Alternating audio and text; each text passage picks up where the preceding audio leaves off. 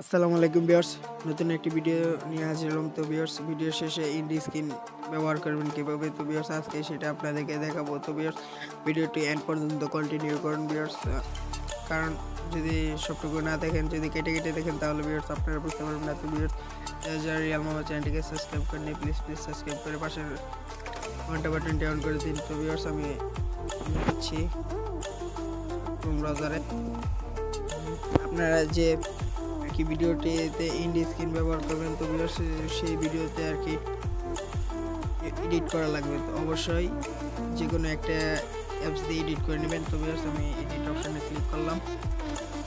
তো এডিট অপশানে ক্লিক করার পর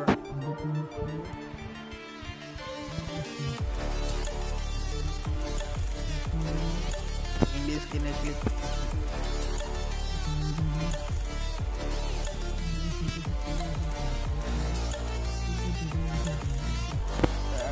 সবগুলো ওকে করে দেবেন।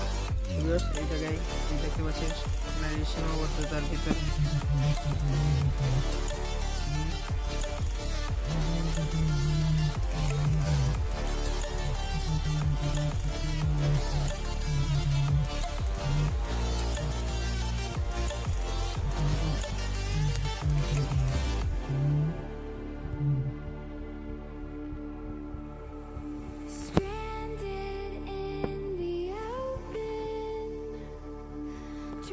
ভিউয়ার্স অন করার সাথে সাথে